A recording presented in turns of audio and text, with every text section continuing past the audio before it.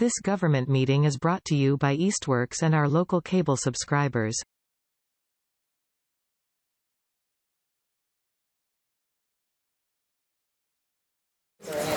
Okay, well, I'm going to start this interview and welcome everybody. I'm Cindy Kwasinski. I'm the chair of the school committee.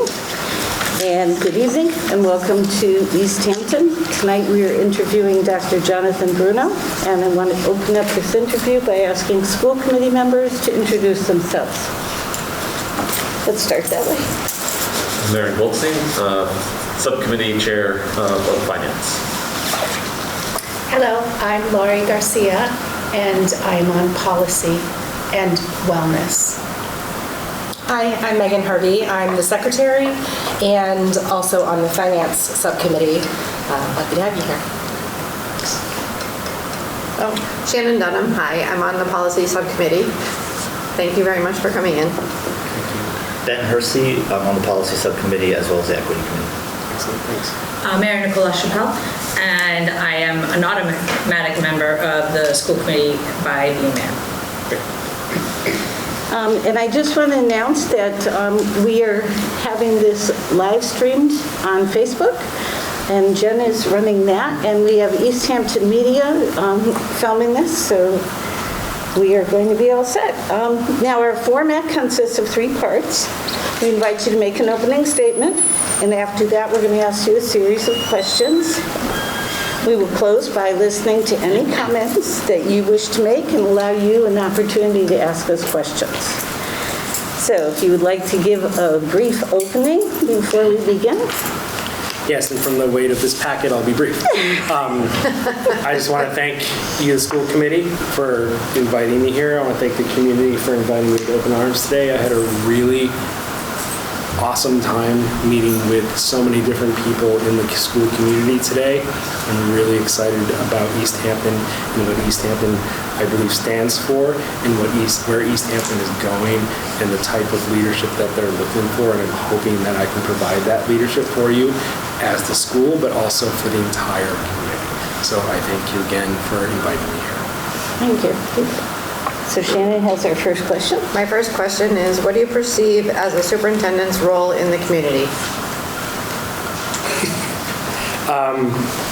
So the superintendent's role is not just directing the schools from up on high. The superintendent's role is to be boots on the ground, working with students and staff and the community in understanding what the needs are of the school and helping the community meet those needs through all of the partners, being parents, community members, the mayor, the city. I keep saying town because when I lived here it was a town, now it's a city, and the school committee, obviously.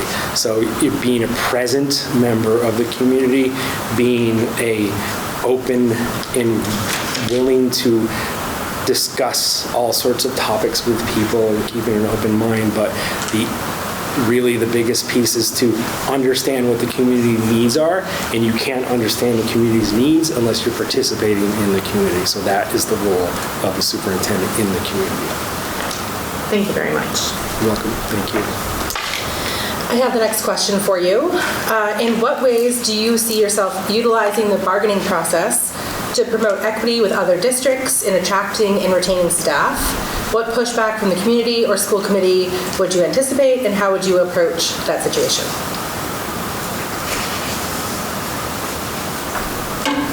So I have a question about that question.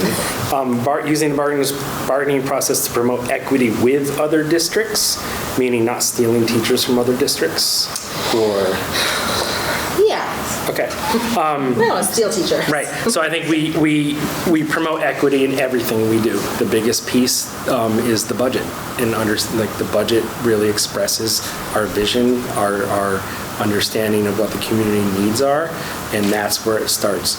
And a large part of a budget is what happens after the bargaining process, the personnel, right? So that is always one of the largest pieces of any budget in a school system.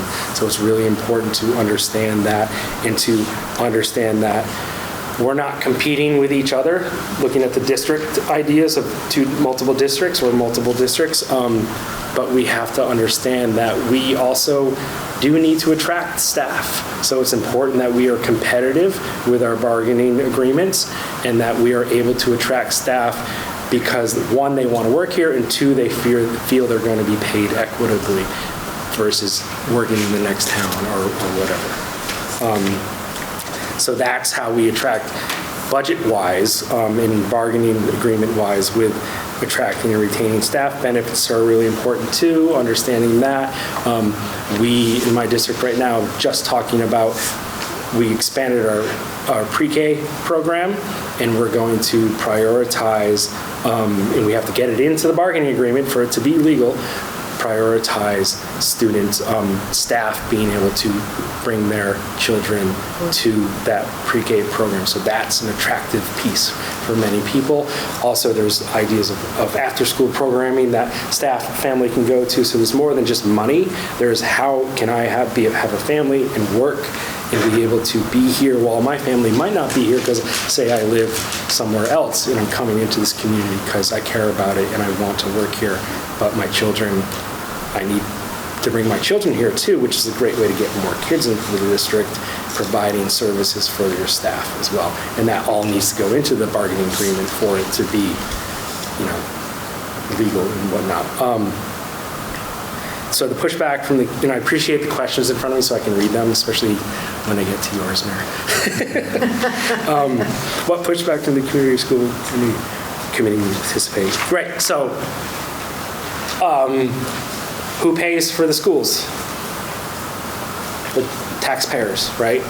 So they generally push back when we raise the budgets because it's their taxes and they might raise their taxes. It does raise their taxes. Unfortunately, the way the setup is in this Commonwealth, it's really the towns that pay for the schools.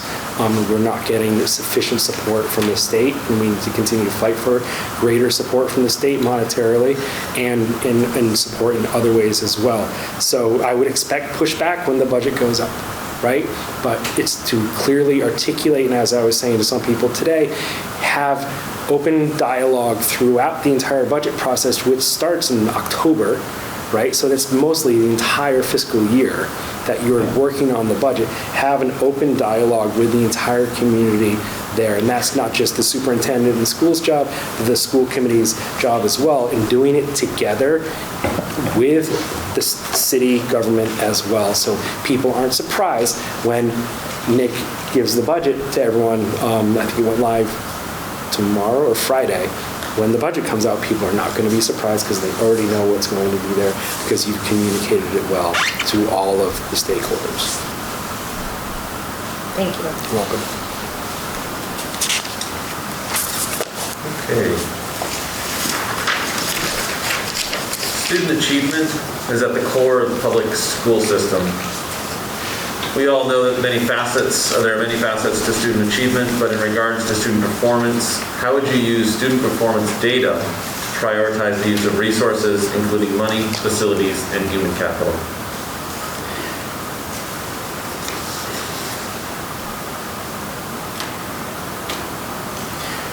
So, if you're spending money, building facilities, hiring people, you need to have a reason for doing that. You're not just hiring people because, hey, I want that person to work here, right? So there has to be data involved, and everything in a school has to be, not everything, but the priority in a school is the students. In a school district is the students.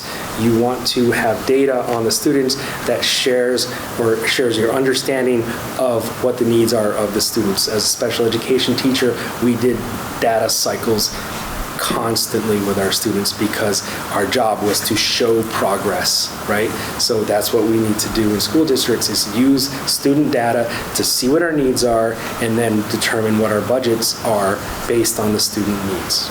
And also bring in the community desires and needs as well and bring that into the budget process as well. So that's a lot of data. You get your data from your community input, you get your student data, and you can get all sorts of data that can help you determine what your budget is. But student performance data is important, and we're in this world where we're in continuous improvement, right? So we're always moving students forward, and all students. So great, we got some kids into Harvard or Yale, but what about these kids, right? So we want to move every student forward and increase their progress and their proficiency throughout their entire educational career. So why are you seeking this superintendency? And how do you see your particular skill sets working effectively for Easthampton? And why do your skills match our needs? Okay. I am seeking the superintendency in Easthampton, one, because my family wants to live here. However, I don't just okay, we're going to live there. It's no, I have to find the job that works for me if we're going to live here. And Easthampton opened, and I researched it, and I realized that you are doing a lot of the work that is really true to my heart and my work in education, which is diversity, equity, and inclusion. And that is something that I've worked on my entire life, something I went through college for, and something that I work with a member of your community here now, working on and improving in my school district. So I'm very committed to that. I'm an anti-racist educator. I'm an anti-biased educator. I am an anti-ableist educator. And you will see that that is true, and you can ask all of my colleagues, and they will probably talk about that a lot, because that's really what drew me here and made me understand that this was a place that I see I could fit, and where our philosophies were not necessarily perfectly meshed, but we had sort of similar goals for the community. And as a former member of the community, I really appreciated being able to be somewhere that I know and want to be. Thank you.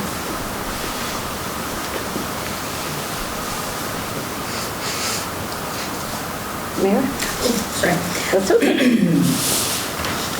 Have you ever dealt with a problem in which opinions were polarized? Something akin to a question of capital punishment, choice, fundamentalist beliefs, long-standing political biases. What did you do? How did you plan? And what did you learn? So the piece that I'm thinking of right now from the question is not a political issue, but a sort of an educational issue. The idea of what is now called the science of reading. I was a reading specialist in Boston, one of the many hats that I wore there, and I'm also a person with dyslexia. So I understand the need for explicit, targeted instruction in reading that many school systems now and in the past did not utilize. And that is a tier 1 issue, so that everybody gets this as a base, so that people like myself who are dyslexic or other learning disabilities don't get targeted and or referred for special education services, the tier 3 services. And that helps in so many different ways, because everybody is learning at a better rate. And yes, people will need intervention, people will need further assistance, there will be special education referrals, but if you provide what we know through science and experience of how to teach reading in particular to students, we have that data, we have that science, we know that works. You're going to limit your special education, but you're going to reduce your special education budget as well. You're going to have more people stay in the school district because their children are progressing well. So that's something that I've worked on a lot. I worked in a school that was a whole language school that did not teach, phonics-based education, reading literacy education. And I worked there. I was the learning coach there. So my job was to be the special education teacher for 85 students. I was the only special education teacher in the school. And I worked with the staff and provided PD to bring them from, no, this is how we do it here, to, oh, this is how we can do it here, and led them along that journey for 2 years so that they integrated all of their knowledge and their new knowledge and had them all Orton Gillingham trained. And their reading scores went up. Their MCAS scores went up. they had fewer disruptions from a certain group of students who I worked with a lot because they then saw this instruction they were getting from me in all of their classrooms, and they felt a greater sense of belonging in their classrooms. And that was, the first year was very difficult and a lot of arguments and a lot of discussions, but I provided the evidence and they bought in. Thank you. Hi. In many districts, including Easthampton, world languages is often among the first disciplines to be cut when budgets are tight and the educational focus is on standardized test scores. What are your thoughts regarding reinstating a middle school program and/or exploring a dual language program begun in the elementary levels? Well, I think language learning is really important, and not just in your ability to communicate with more people, but a better way to gain empathy with other members of your community. I was talking to Omar earlier about this stuff and another parent about language learning. We weren't talking about language learning, but in the classroom, and it's important, and it often gets cut along with the arts and other things.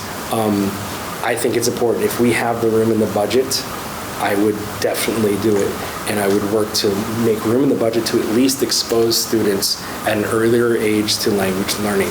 I work with the language department, I work with the ESL department, I oversee them, and we talk about how it's so important to start language learning as early as possible, just like we teach English, because English is a language too, right?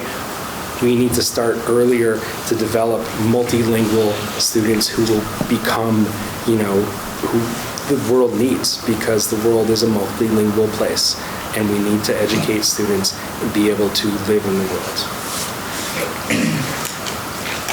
So yes, I would go for it if we can. What role do you see MCAS or standardized testing playing in our school system? Is there any other standardized testing that you see as valuable, and how have you used it? So the state dictates our role of MCAS, right? However, that I would call that a high-stakes standardized test. We are one of seven states in the country remaining that require MCAS as a graduate, or require a high-stakes test as a graduation requirement, passing a high-stakes test as a graduation requirement. So that's something to think about and chew on right there.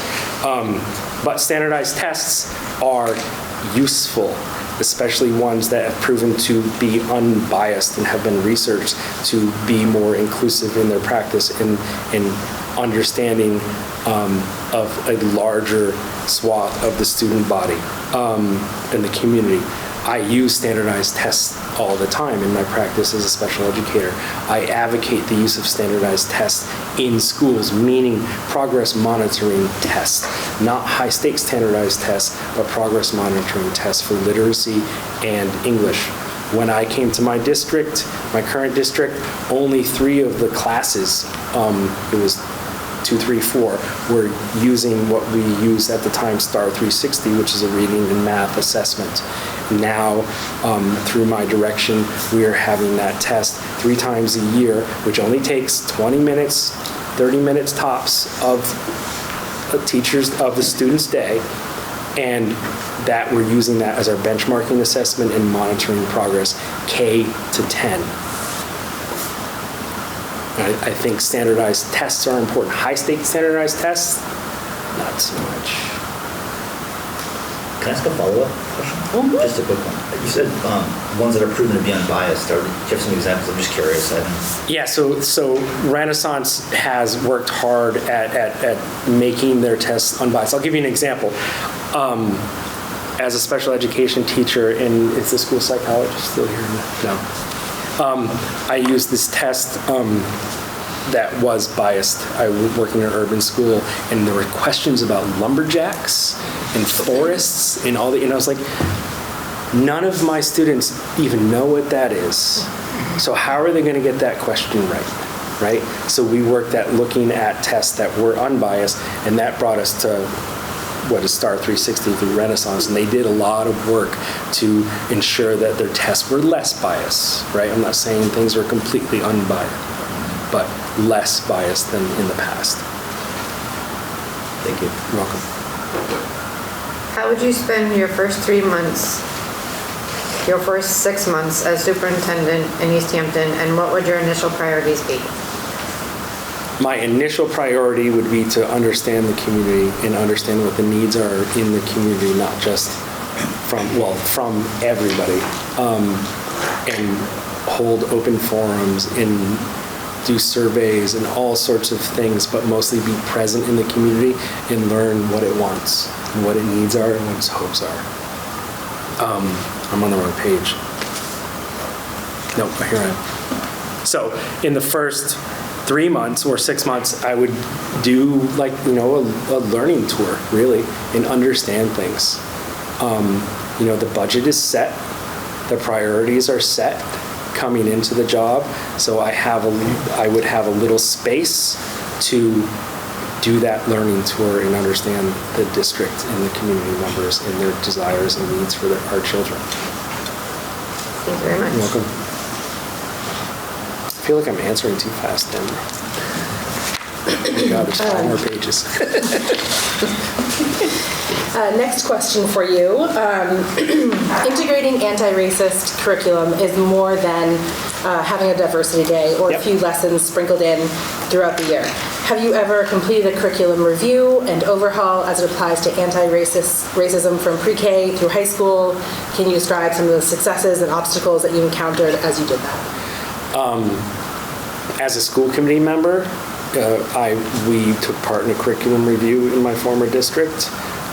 We made some mistakes there. There was talk of, removing things, and I said some things I probably shouldn't have and don't necessarily agree with now. The curricular process really takes time and effort in understanding that, that our curriculum needs to represent not just everyone in our community, but outside of our community as well. And a lot of what we have, like my son's history book right now is 25 years old, and he shouldn't have that book, and I will talk to the school committee about that book. But it's a process. We're actually working with a group right now on an equity audit and understanding what our needs are with equity, because I think it's important for people from outside to join and team with people inside to have a better understanding of what your needs are, right? Because I only have my understanding, and there's many understandings and things, and there's so many perspectives out there that can add to the conversation and understanding of what we need to do in providing an equitable, unbiased curriculum. There was another part to that question. Right, so as a school committee member, we made many missteps in that, and it slowed the process down, unfortunately. So it really has to be a thoughtful process that engages members of the community and partners either that live in the community or outside the community that can give you a sort of a new perspective or an open mind coming in. That's one of our next, in my district, one of our next challenges is the curricular audit, which we haven't stepped into yet. But I've done that in my classrooms forever. My classroom depends on the year. Who's in front of me? I design the curricular around them, and not just one group, but everyone in the class. So I was lucky to be able to do that as a history teacher and a special education teacher, but I would pick my resources based on the students who were in front of me. Thank you. If I can just ask a quick follow-up about that. You talked about the sort of equity audit of the curriculum and the role of the school committee. Where do you see that as a sort of a priority for you heading into a new school district? An equity audit? Yeah. I think it's something that we should do on a cyclical basis, that every school should do, every community should do on a cyclical basis, because the work never ends. It's not a destination, it's a journey.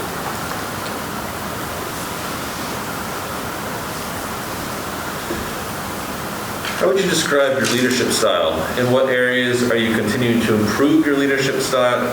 And what particular strengths do you believe you will bring to Easthampton? I would, in a word, I would describe my leadership style as collaborative. Excuse me.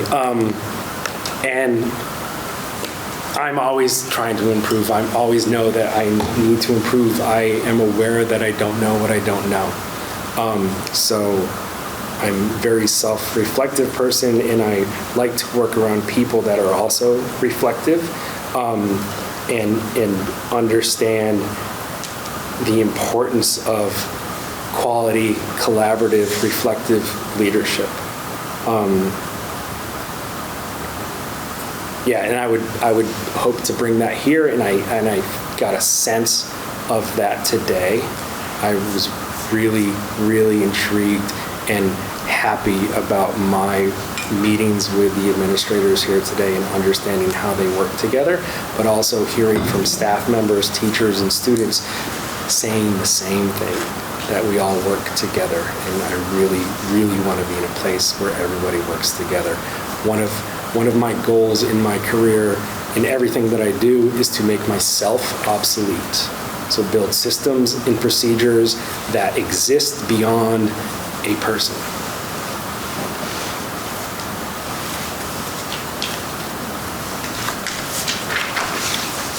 On the next question.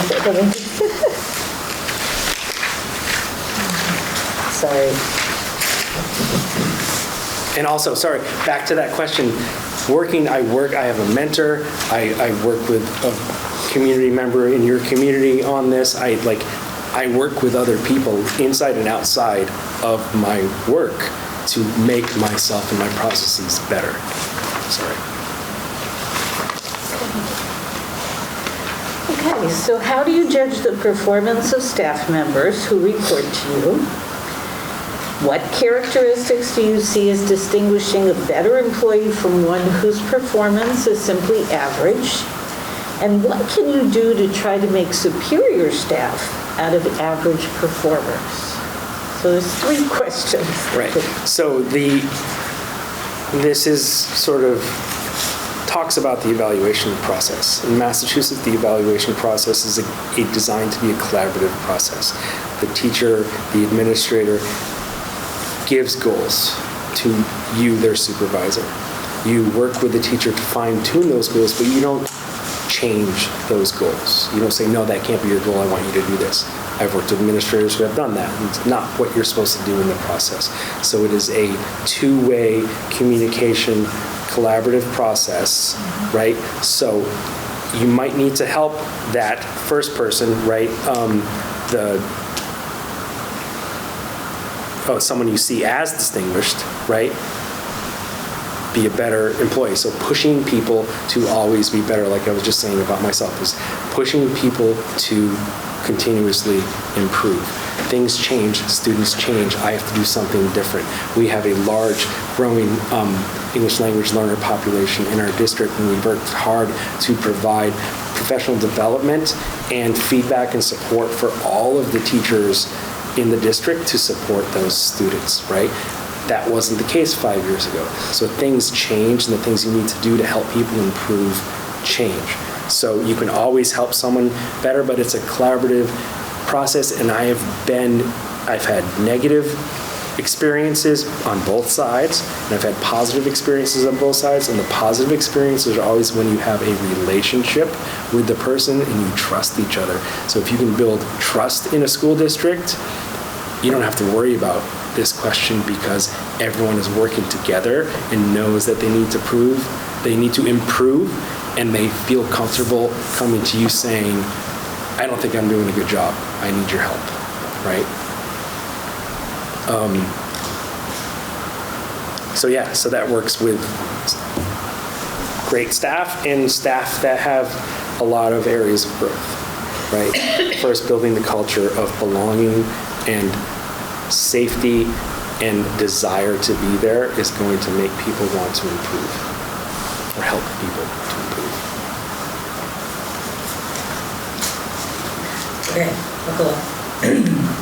Following a shouting match with a fellow senior, Sally Smith, Jane Jones asks her friend, senior Cynthia Brown, to beat up Sally for $25. Cynthia accepts the assignment and sucker punches Sally outside the cafeteria. Sally, blindsided, doesn't have time to respond before teachers separate them and secure the area. Sally emerges with a sore jaw, but otherwise without serious harm. She's very upset. Her parents are called and they take her home for the day. Cynthia's parents are also called to the school where they and their daughter learn of a 5-day suspension for fighting. Mr. and Mrs. Smith, however, are outraged that this was allowed to happen, especially because they do not know why the assault took place. The principal has a very poor relationship with the chief of police, and fearing the bad publicity, explains to the Smiths that he will investigate himself before going to the local authorities. When they hear nothing for 3 days, the Smiths file a criminal complaint with the local police.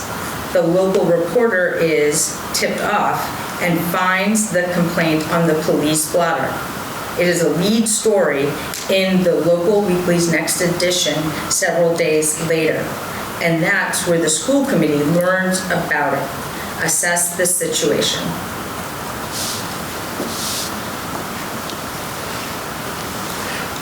Well, I would hope that the district that I was superintendent in, I wouldn't find out about this situation after the report, because I would meet with my administrators on a weekly basis and talk to them about issues that come up. And if there's a fight, I would want to know that there was a fight that week and what the outcome was and who was involved and what the principal's process was moving forward.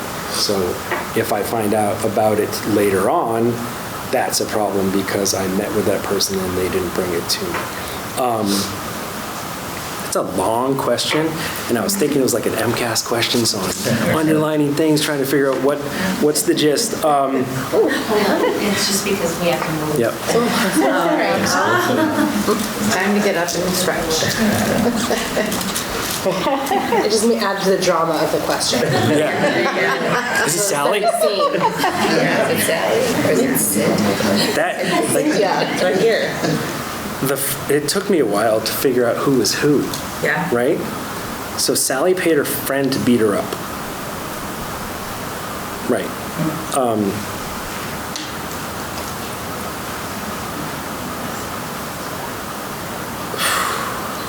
I mean, there's so much here to digest. The relationship of the two students, the relationship of the parents of the two students. Is there a relationship between the parents of the two students? Why didn't the principal relay this information to me sooner?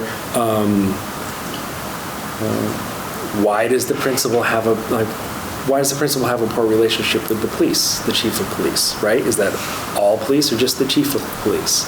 There's so much to break apart here. So the first issue would obviously be the students. Focus on the students. Why was this student suspended and that one not? I don't know from this why, but I'd have to have that first conversation with the principal. Like, why'd you suspend that one and not that one? There was a fight. What's going on? And is that the rate for beating someone up, $25?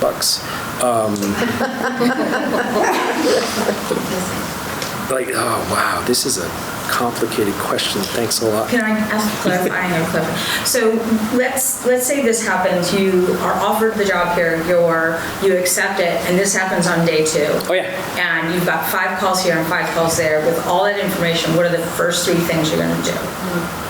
Reach out to the parents. Talk to the students. The chief of police isn't involved. That's a totally tertiary thing that I don't have to deal with just yet. And then, did I say the principal first? Right. Principal, parents, students, understand the situation, understand the context, and then start moving forward from there. Explain to the school committee what happened, why it happened, what I know about it, what I'm doing about it. Right. And then repair the relationship between the principal and the chief of police. My question's going to seem so easy now. How do you see Easthampton assessing our technology needs, and how would you go about looking at a technology plan for use and curriculum grades K through 12 for our future? And who would you involve in that discussion? Well, obviously, I would involve the tech department. I would involve the community and the parents and the students and understand what tech needs they feel they have. I would talk to the teachers about what tech needs they feel they have. I would do an audit of our current tech systems and supports, and then not work on something that other people are doing and seems to work right now, but work on, okay, here's what we have, here what our needs are. So now we need to develop a team that would include community members, school committee, administrators, students, and parents in developing a plan together. And at that point, those are the next steps, but you're asking about the plan. So that would be how you would start the plan, and then I don't know, because I don't know the answers to any of those questions, so I can't say what I would do. Thank you. Thank you.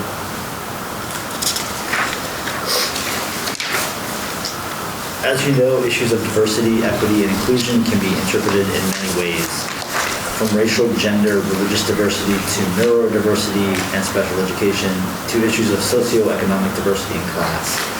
What are your overarching thoughts about these classifications, and how would you work to ensure that none of these important populations are lost in the shuffle?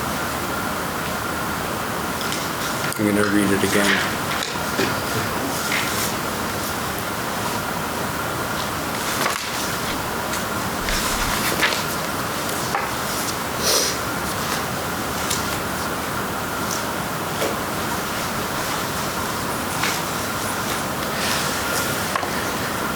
So the first part of the question is about my thoughts on these classifications. We as humans need to classify things. That's how we move through the world. And you've just listed all of the things that we as Americans deal with on a daily basis. And the world deals with on a daily basis. I will say that I know and love people from every one of those classifications.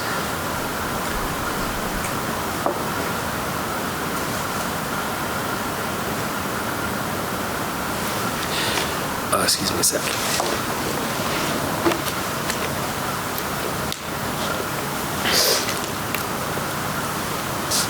And I don't want any of them to be marginalized or lost in the shuffle. So I would work hard to ensure that everyone is included. Because schools are public schools. We serve the public, and everyone who lives in the community or chooses to send their children here belongs here, and we need to do everything we can to give them a sense of belonging and give them all the tools that they need to succeed.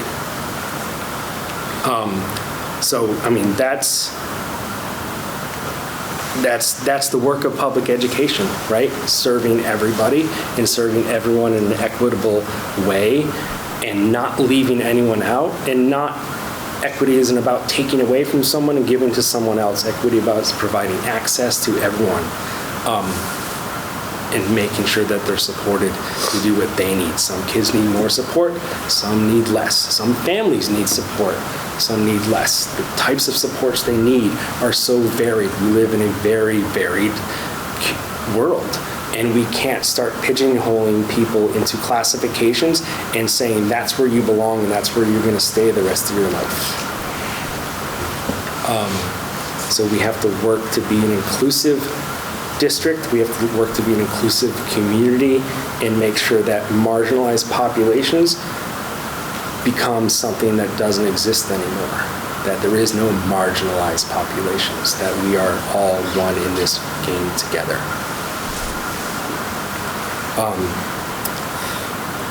And I think, making that the vision of the district, making that the sort of the statement, idea that drives everything, where equity is driving everything, and acknowledging that there is marginalization and acknowledging that some people need more supports than others, and building systems and processes that support that goal is what I think every public school in the country should be doing, in the world, in fact. But that would be one of my focus areas.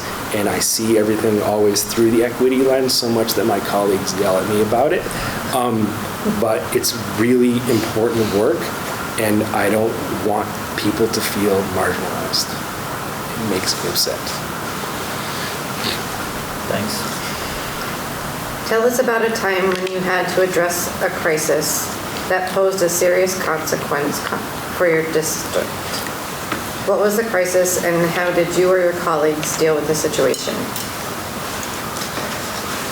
Which one should I choose? So, the serious consequence piece, I've dealt with many crises. The serious consequence piece is, okay, I'll give a very self-serving example. How about that? Because that's what I'm supposed to be doing here right now. I was relaying this to the special education director, Sarah. We had a budget crisis in my school, one of my schools in Boston. I was a special education teacher. They were going to cut a special education position. I volunteered to go because I had the privilege and the ability to do that. So I volunteered so that my black friend, who was a single mother, wouldn't lose her job because she was on the chopping block. So that's not a district thing, but that came down from the district. So that's one thing where I decided, you know what, I'm ready to move on from this position. I want to do something new. Here's an opportunity to help save my friend's job and force myself to go get another one. So that's just one sort of personal school-based decision that I've made in that way.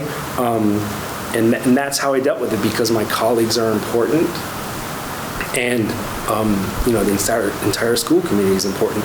And she was one of few black teachers in that school, so she needed to stay there. Consequences for the district sort of thing. I wouldn't say it's consequences necessarily, but there were consequences. There were issues. We recently got swatted. If you're familiar with that, is like, there's a call, there's a shooting in the school, it's not actually happening, but everyone comes. So I was covering for the elementary principal across the street. I got a call from the middle school assistant principal because the principal was out. He had to go get a test, a strep test, because his whole family had strep. So he's like, I gotta leave for half an hour. Can you come over here and cover? I come over there, cover. I watch his car drive away. I went to a teacher's room to talk to her about something PD we were planning, and I get a radio call, come to the office, it's important. I go to the office. I got the police on the phone. I got a call, lockdown, right? So that was a crisis situation that I had to deal with that I was not prepared for in any way other than having attended the lockdown drills. Not at that school, though. I missed that one. I went to the other two. I couldn't find the lockdown procedures and stuff, so I called the assistant principal. Already put things into lockdown at that point because I've experienced it before. I knew a little bit of what to do. So here's the crisis piece. That's a crisis in itself, yes. Luckily, it was a false threat. Within 5 minutes, parents were calling. Parents were banging on the door, trying to get into the school while we're in lockdown. So I had to deal with that situation, and what I did is I was texting the superintendent, calling the police, trying to get them there, calling the principal across the street, because I see there's 2 cop cars across the street. Please send one of them over here, help this situation, because I was not going to go out there and open the door because I don't know that that's a parent. I don't know who that person is. So we ended up having to now develop procedures that we communicate to the community and the parents. If there's a lockdown, this is what we need you to do, right? The first thing we need you to do is trust that we have your child's safety is paramount to what we're doing right now. And trust us. And if you haven't built that question we talked about before, that sense of trust in the community, they're going to come knocking at your door. So we obviously have trust issues that we need to work on with our families. That was a crisis situation that exposed a weakness. So we need to deal with that weakness and be more open in our communication and not just build a sense of belonging for students, but for families as well. And trust. So those were 2 things. Thank you. Thank you. Special education is a particular challenge because of the complexity of rules, service needs, and student and parent concerns. How do you assess the effectiveness of your special education programs? What have you done to try to make your special education department work better? Okay, so special education is my life. I've been a special education teacher for 17 years in the classroom and still working in that field today. It is a challenge. It is complex rules, service needs, and student-parent concerns, and I deal with them all the time and invite parents to come in and talk about their concerns, work with staff to train them to be able to meet the needs of the students.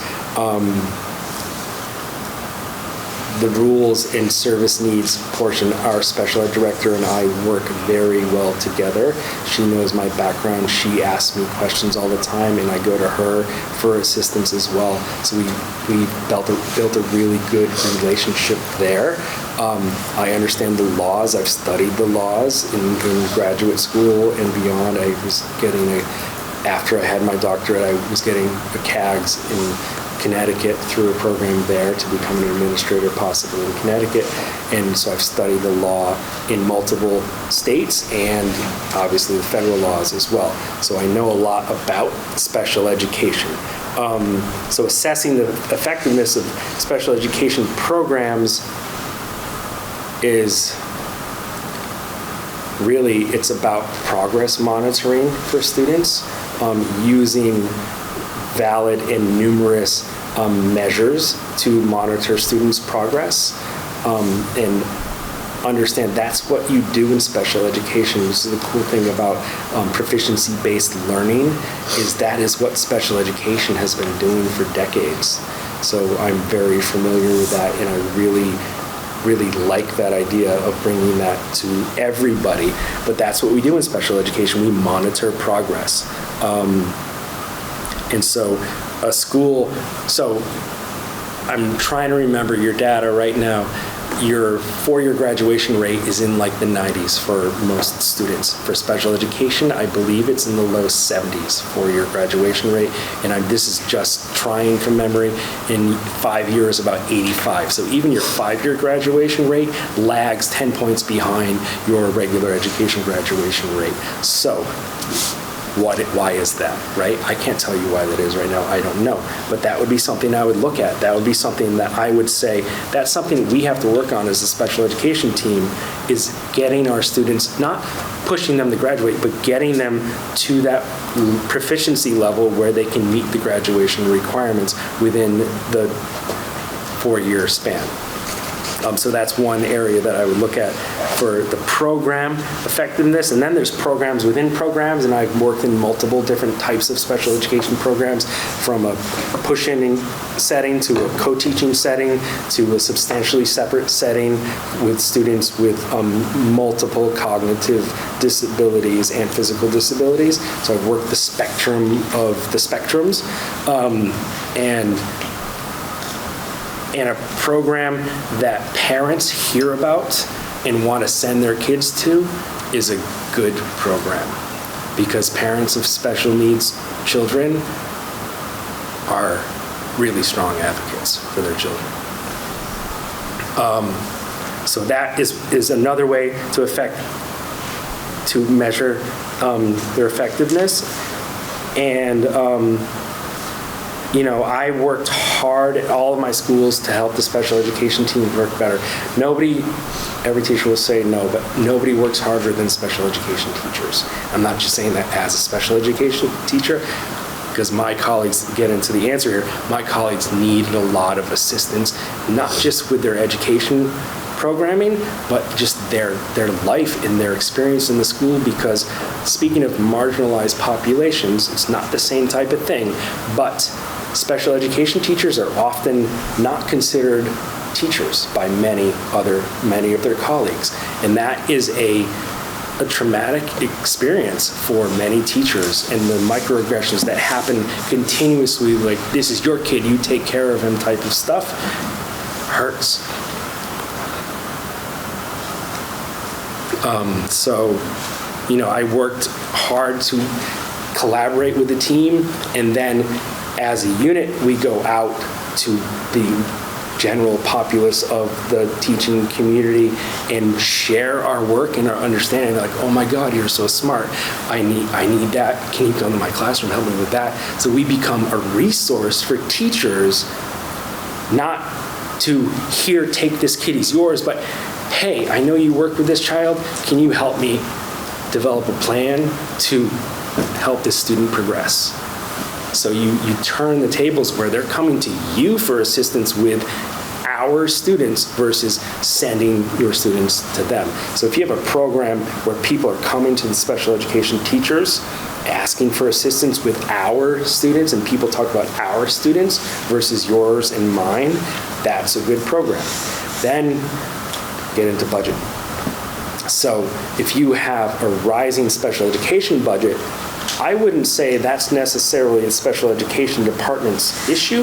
That's more of a tier 1 issue for the entire district, and you need to build in better supports for the teachers to be able to diversify their programming and their curricula, and to be able to meet the needs of all students in the classroom. There are many models in which to do that. There's the co-teaching model, there's the push-in model. The model I do not like is the pull-out model. So if you're a school district that is pulling students out of the class to give them intervention, that is not a good program. And that's not a valid program in my mind, and I would fight against that type of programming. And then, the biggest thing is ask the teachers and the students. Ask the parents and the students, hey, how's it going? What do you like about your class? What do you like about what you're doing here? Do you feel you belong in this school? And if you get students who don't feel they belong, or parents feel like their students don't belong in the entire school community, then that's a problem. You have to work towards that. There's so many different ways and aspects of education, and then when you talk about special education, it explodes, and there's so many things to look at. But I have a lot of experience in special education, and it is one of the things that I am really about. I am an anti-list, because I did my dissertation work in that, and it really drives all the work that I do. I want every student to belong and be part of the community and to learn with their peers. Thank you. Thank you.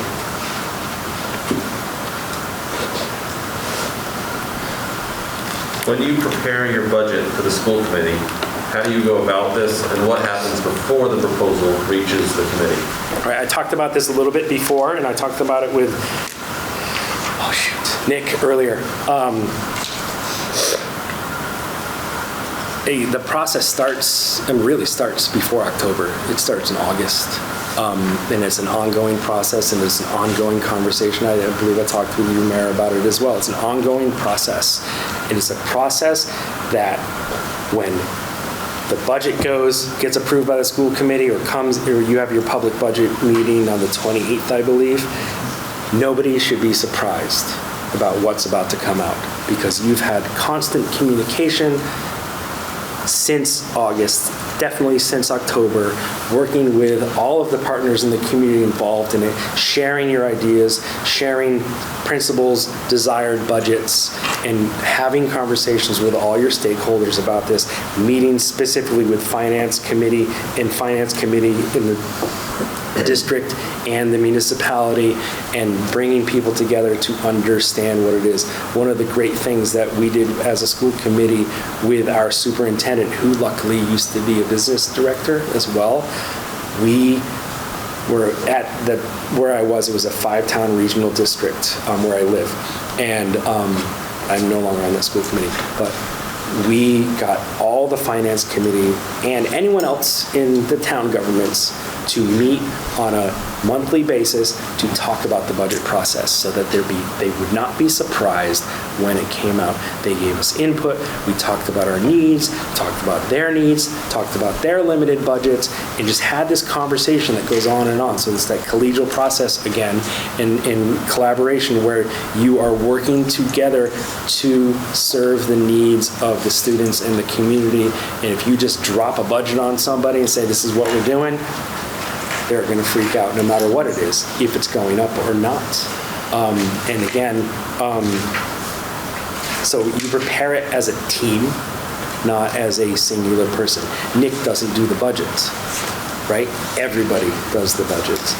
One of the really good processes that we have that I like is we start in November with the principals giving us their desired budget. We have conversations, and then we have conversations with the school committee, and that's where we drop the ball and don't break it out to the community so much, because even though the school committee is a public meeting, it's more accessible now, but isn't always an accessible piece. I mean, look how many people are here tonight. I mean, there's, 1,450 students, and there's, I can't count very well, 17 people here. That's not an accurate representation of the community. So there needs to be forums, there needs to be opportunity for people. You go to them, they don't come to you. So being prepared to talk to people at the budget when you're in the community, right? You don't go, as an administrator, I don't go into the community events or school community members' community events to show my face and be seen. I go there so people can talk to me and ask me questions, right? So it's all a process of being part of a community and sharing our work together.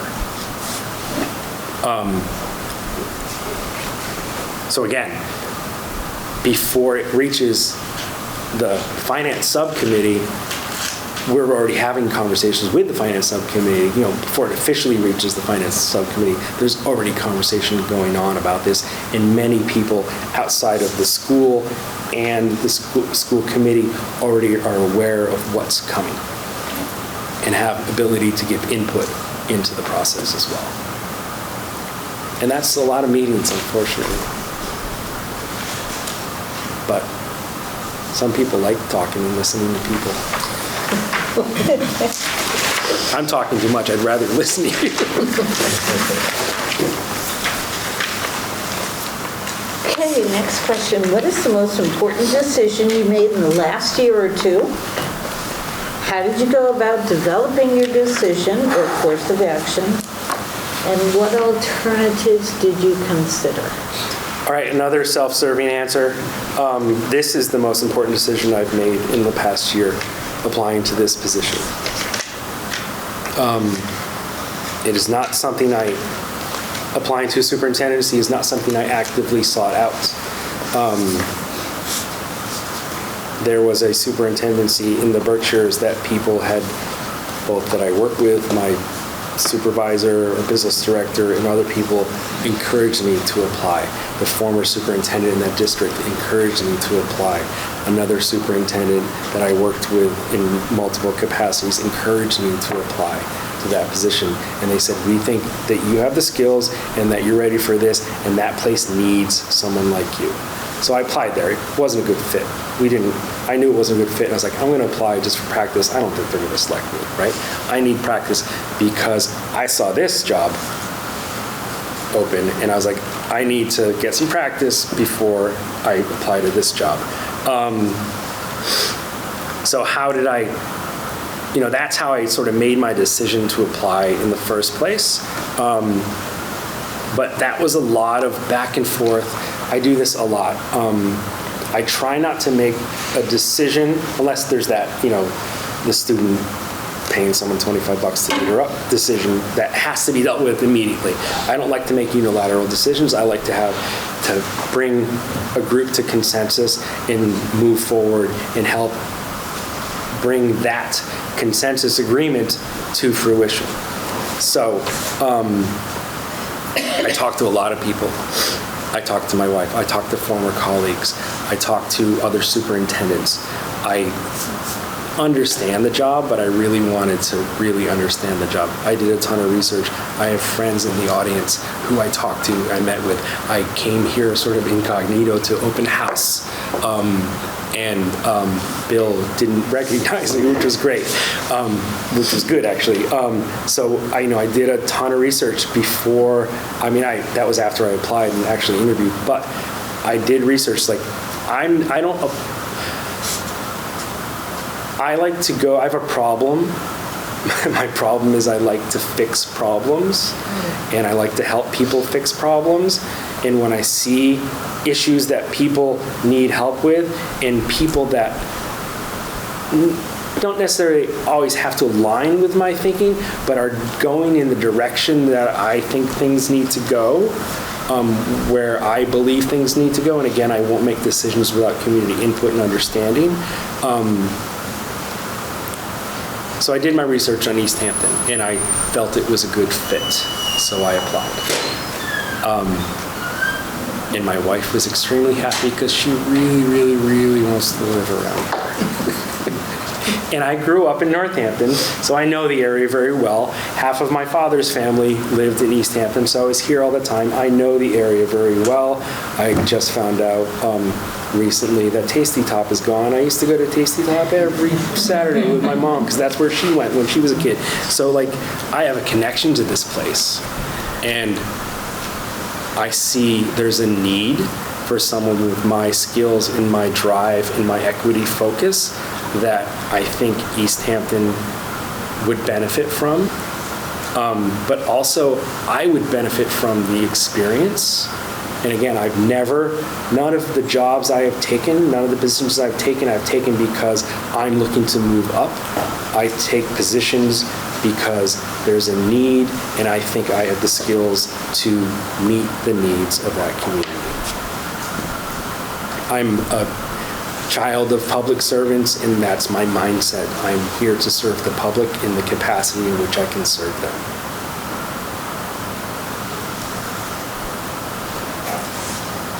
And it doesn't always work out, sorry. Oh, sorry. No, that was it. Did you want to finish your sentence? I'm good. It doesn't always work out, right? No. It doesn't. Tell us about your experience working with children and families who don't look like you or speak the language you do, or who do not have the economic advantages you do. How have these experiences shaped your view of public education and its mission? Good. So prior to becoming an educator, I've worked with children. I was like a summer camp counselor and all that jazz. And I was actually a bicycle mechanic, and I started a program for sort of what we called the, I'm not going to say what we called them, the kids who hung out there, and taught them bicycle mechanics. So I had this affinity to work with young people even before I went back to college and finished my education. So I really like working with young people, particularly teenagers. I can't wait till my 12-year-old is a teenager. It's going to be a blast.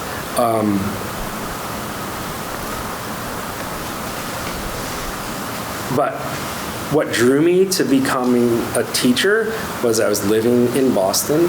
I was living in Roxbury. I was living in the heart of the population in Boston, and I wanted to serve that population, and I wanted to do it in a capacity that I think met their needs the most, but also gave them access to things that they might not have access to. So I wanted to provide a positive role model, education to the students that are of the most need. So those were in Boston where I worked.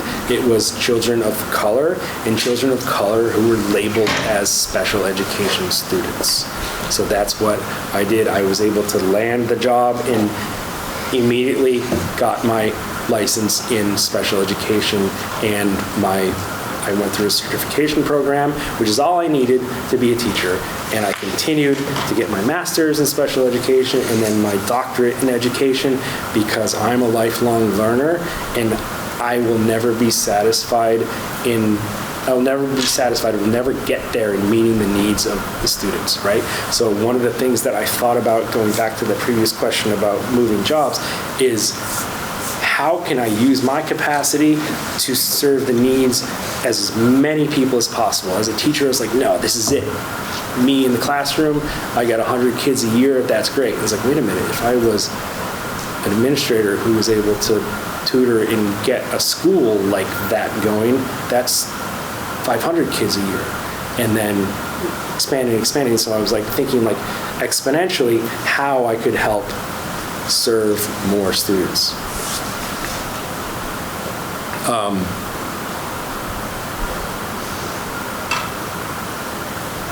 So I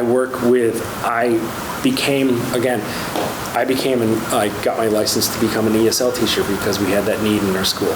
And I didn't want, we didn't have the money to pay for a new teacher. So me and another teacher volunteered to be the ESL teachers. She already had her certification. I went and got my certification.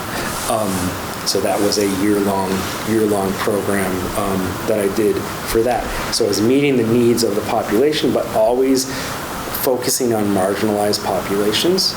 And not just marginalized populations, but all populations, right? So we brought in International Baccalaureate program into that school, and I was able to advocate for my students to become my special education students, I should say our students, to participate in that program. And we had students who didn't get IB diplomas, but certifications in various subject areas who were in substantially separate programs. Students that had been labeled as stupid and never able to be a valid member of the community in some people's eyes. Those kids passed some of the most rigorous high school tests that exist in the world today.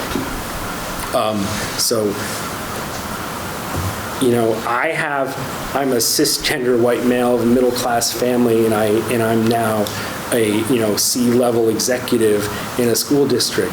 I've got tons of advantages, and I want to use my advantages to help people who are disadvantaged. And that's the house that I grew up in. So. Well, thank you. Could you please tell us now about your experience working in the curriculum area that might include identifying a need to revise curriculum, implementing a new curriculum, or assessing the curricula that is already in place? What did you learn from these experiences, and how would you use what you have learned? So I work in the curriculum area. My degree is in curriculum and instruction. Really, any teacher's degree is that, but my doctoral degree is in curriculum and instruction. There's always a need to revise curriculum. Like I said before in my classes, I would revise my curriculum every year based on the students in front of me.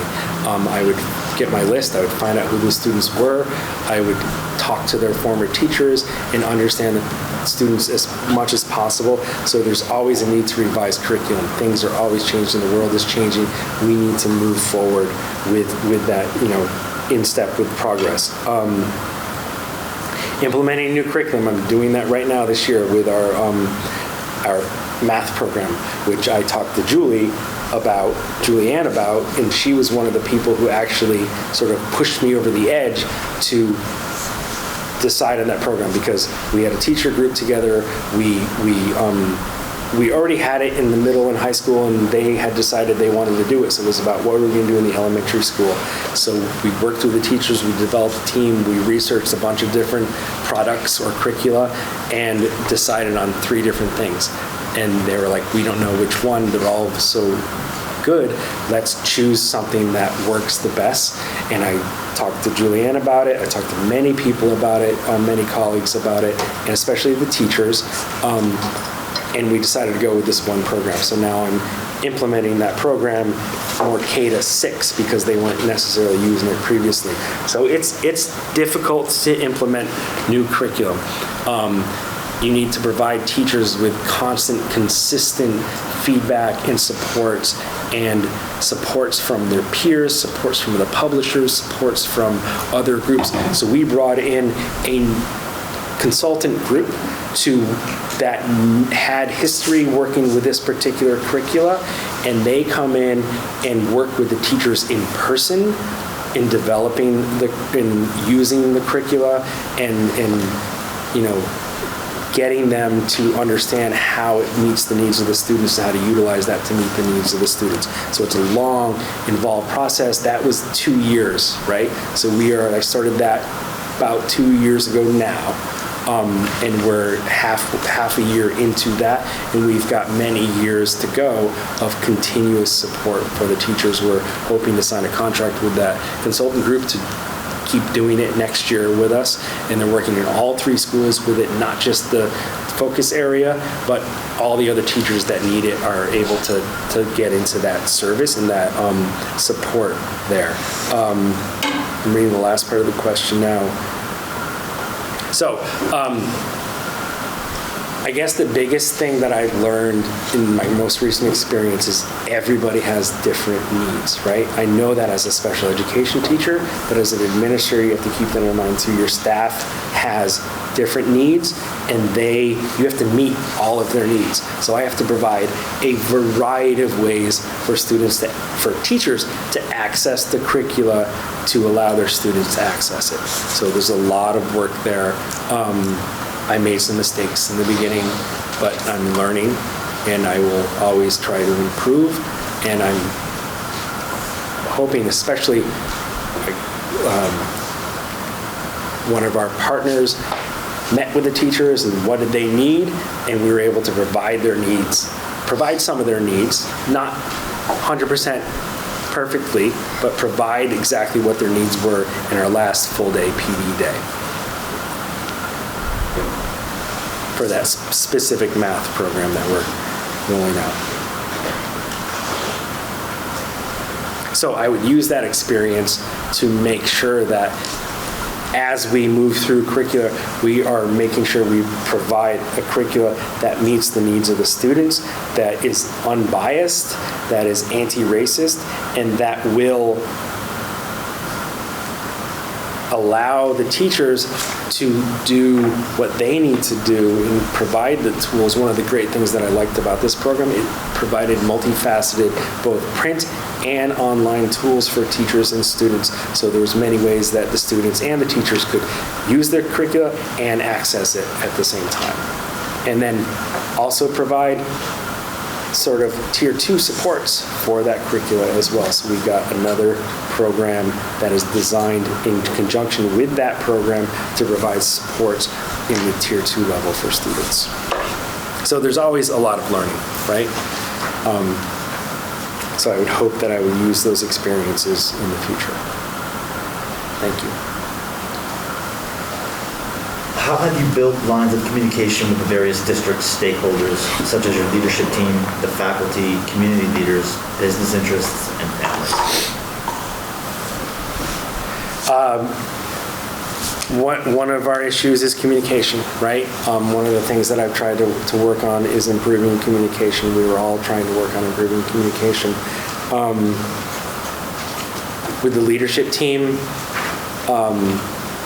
one of the things that I did is started a summer retreat where we go away together for a few days without our families and have fun together and work together and sort of build a sort of a collaborative team together that understands each other on a personal level and a professional level, and we get into conversations about all sorts of things, but we leave that knowing each other, trusting each other a little bit better. So that's how I've worked with the district administration. With the district, the faculty,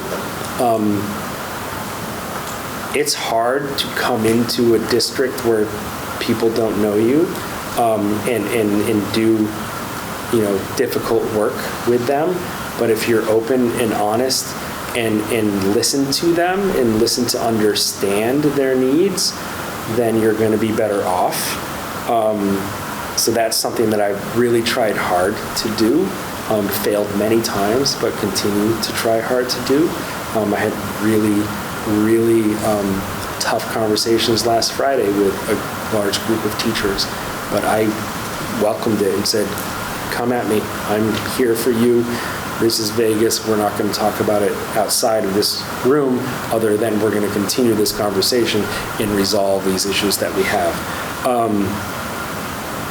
But, with community leaders, business interests, and families, that's all about constant, continuous communication. I was talking with, I'm sorry, I forgot your name, and another person who's also the family engagement person, whose name I forgot too, sorry, about two-way communication, right? Sending out emails, right? Oh my God. Like, how many emails I get a day? I'm sure you don't read so many. There has to be two-way communication. And I didn't bring it in, but I helped everyone, we all helped. We did it as a team, launched this, an app that we use now that provides constant, continuous, and we're working on it. We're just launching it now, two-way communication between teachers, administrators, the schools, the community, and students and parents. There's different series of ways that you can send out the communications, but the receiver of the communication chooses how they receive the communication, how often they receive these communications, and the language in which they receive these communications. So there's a lot of tools out there that can help with communication. Now, that's just the device we've used to help our communication process, but we have so much more work to do about our open communication, right? So that's just information sending out and discussion with families and whatnot. But again, the budget process, that's communication. There's so many things. Communication is so important, and if you keep an open two-way conversation going with your constituencies and your stakeholders, they're not surprised.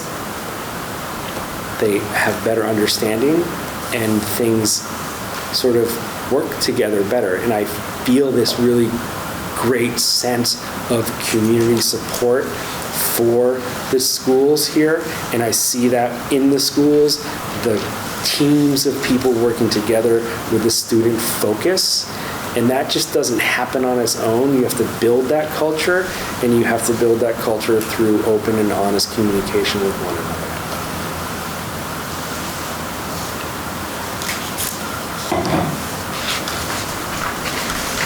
Oh my God, I'm going fast.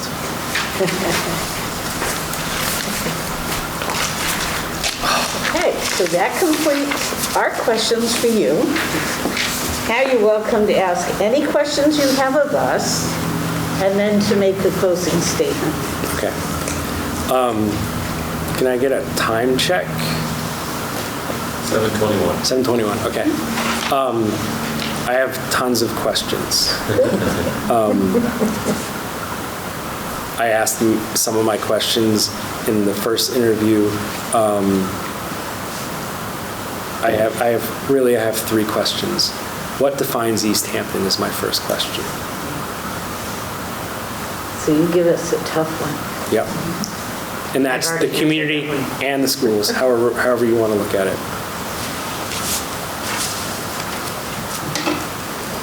I think there are 16,000 opinions of what happens. Yep. And, some of us agree on some things and others don't, and the direction, but we all live in Easthampton. Don't think that's a good or bad thing. That's what it is. Okay. So we define Easthampton. I would say that Easthampton is an energetic, passionate community struggling with the same issues that everybody else are struggling with, but doing it with, I think, honor and commitment. I've been here for 29 years, and I'm happy to say I see a growing willingness to change in Easthampton, to grow, to adapt. At times, it's been a struggle, and when we, as a community, try to make changes that some people don't agree with, there can be conflict and resistance, but I always believe that honest communication will help us deal with that.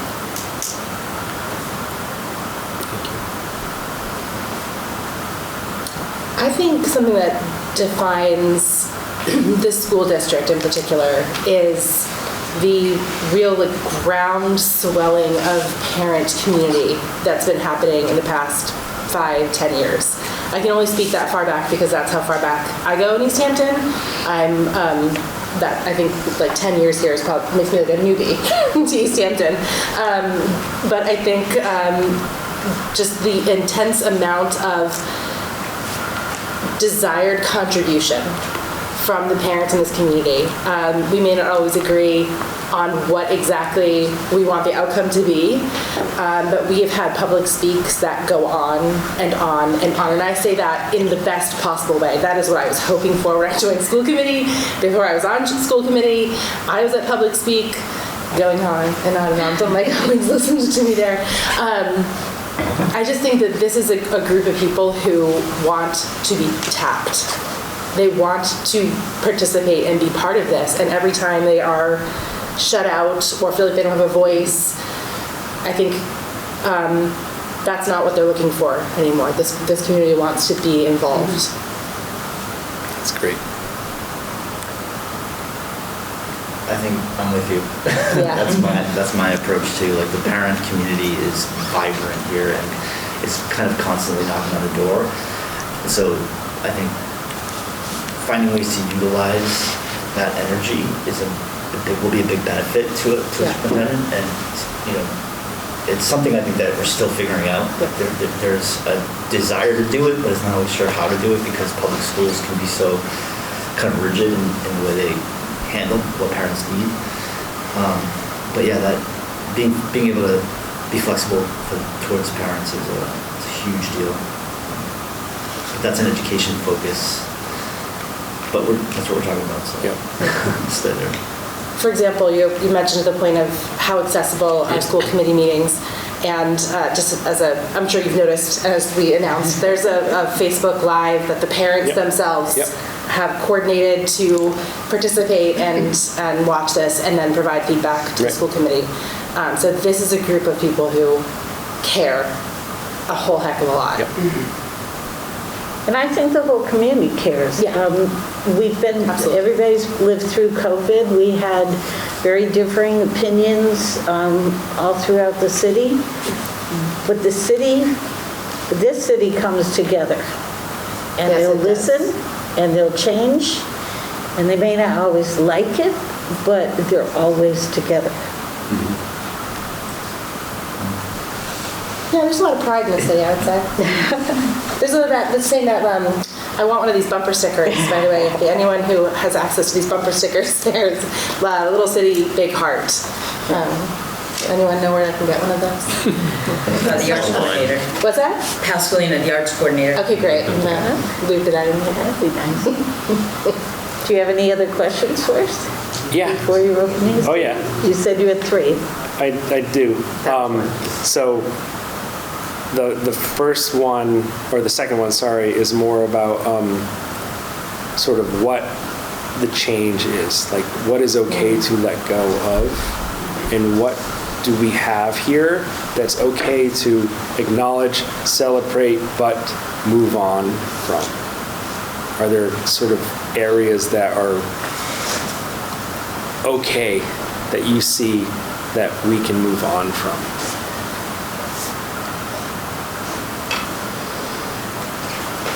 And again, I don't think that question needs to be answered right now, but I think that's a question that we need to think about and understand what is okay to let go of. But if you have answers.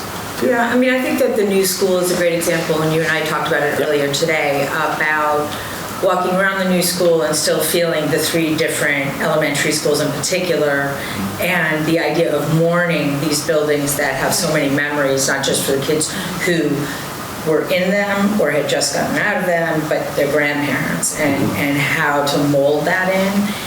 And I think a physical plant like the new school and the fact that we as a city got there is like, okay, like that's something, it's okay to let go of that, but I still think that there's that gap of, a couple of times it's like, and I'm a Maple Street school parent and Pepin and how the identification, and so I see a message of we're ready to let go of that, but it still stings a little. It's still a little familiar. Yeah. I also think that we're not ready to let go of the separation, myself included, between city and school. While that needs to disappear, I'll speak for myself, there's just a basic lack of trust. I just don't like the financial policies. They don't make sense to me. I've done school budgets. That has to change. And while I'm ready to let go of it, I can't see a path forward right now, although this budget season looks pretty good. So, I'm speaking for myself. Right.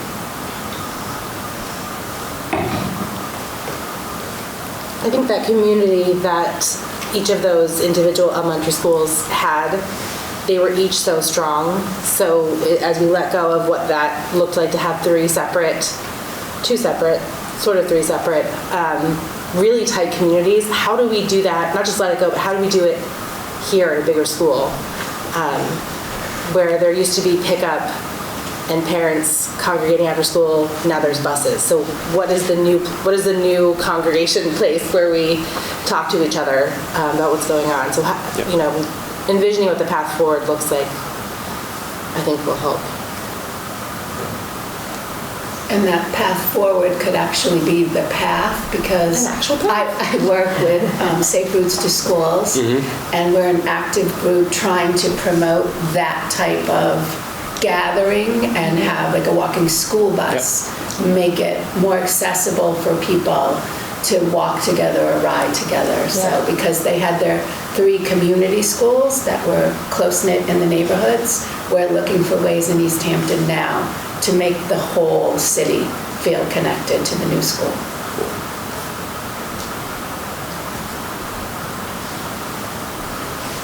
Great. Thanks for those responses. I appreciate all of them, and they really connect with me.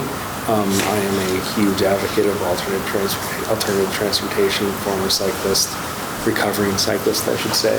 My friend left, who's also a cyclist. Those are the responses I was looking for. All of them, including the mayor's, right? Those are the responses. We have work to do.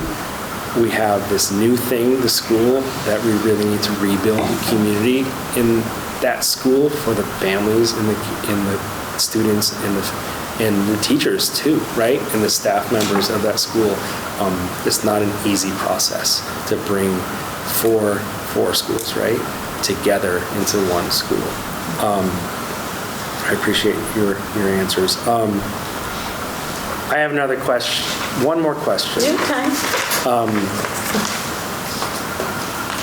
Coming from, and this is a question, if I were to be selected, these questions would repeat. This would be something that we would talk in the community about.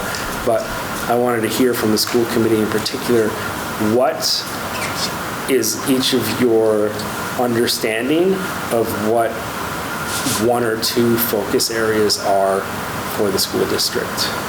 And you don't have to go into depth with them. They could be 2-word responses. I don't get it. So what's the focus area for the school district? Can you define it? Can you tell me what you think the district's focus area is? For the superintendent, what your focus should be? Or are you talking about our focus? Right. Yes. No, what you as the governing body of the school committee is going to dictate to the superintendent that the focus area are going to be. Social emotional learning. Got that one. I'd like to build the world language department, as I addressed in that question. Yep. I'd like to infuse the culture with more student autonomy and agency, and just try to create like an attitude where students are citizens and have an active role to play. and that their voices are like, sought out on a regular basis. And I'm talking like the youngest to the oldest.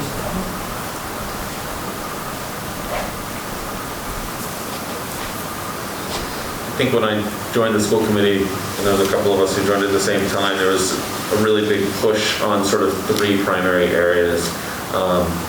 There was some really important diversity and equity issues that we were working with as a community. And I think that has gone through evolutions in that time.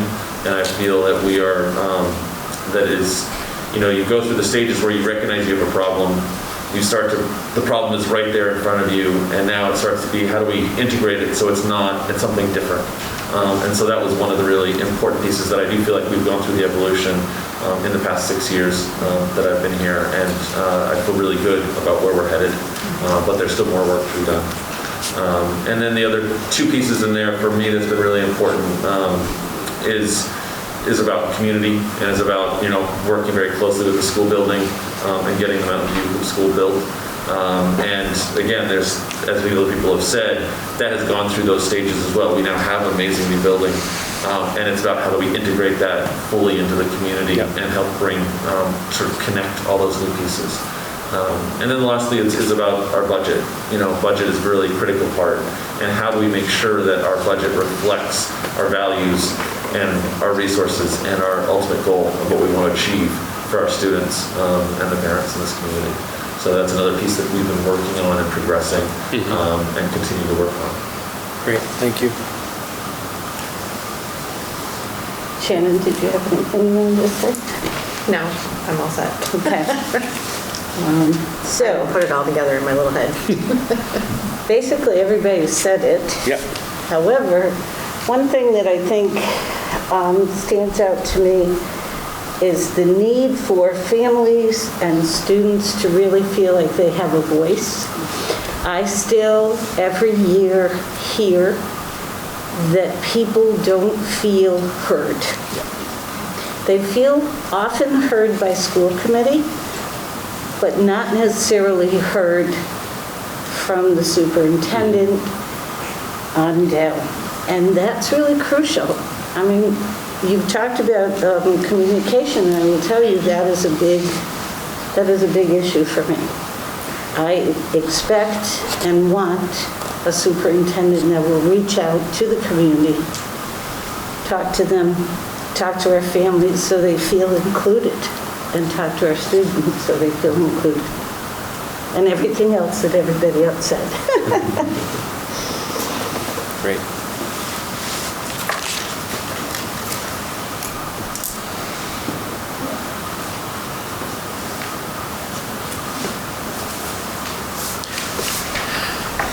All right.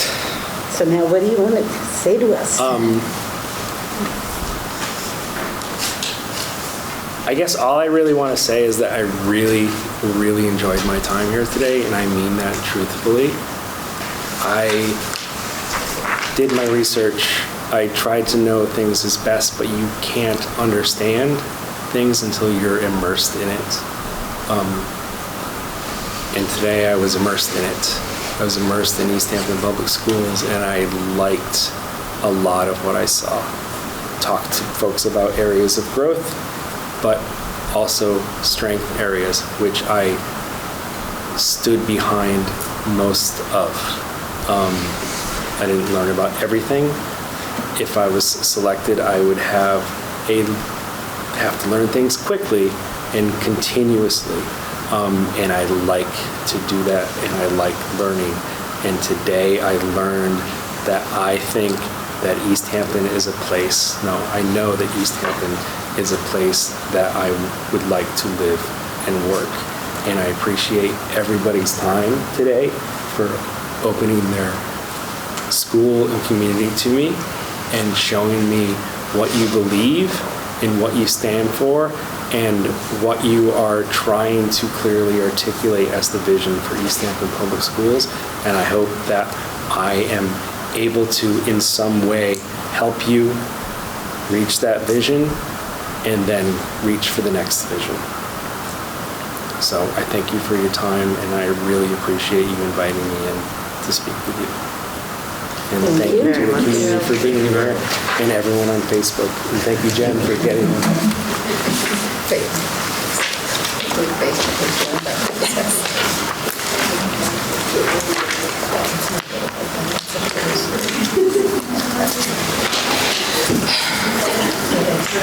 I don't know where she's reading that. It could just be in her letter. If anyone has more questions, you can ask. Oh, here it's. Yes. I would like to make a motion to close the first interview this evening. And I second that motion. Okay, Karen? Mary Goldstein, aye. Laurie Garcia, aye. Megan Harvey, aye. Shannon Dunham, aye. Ben Hersey, aye. Mary LaChapelle, aye. Cindy Kuzinski, aye. All right, now this meeting is closed. Sorry, my bad. Now we chit-chat. Now we chit-chat. Thank you. This government meeting is brought to you by Eastworks and our local cable subscribers.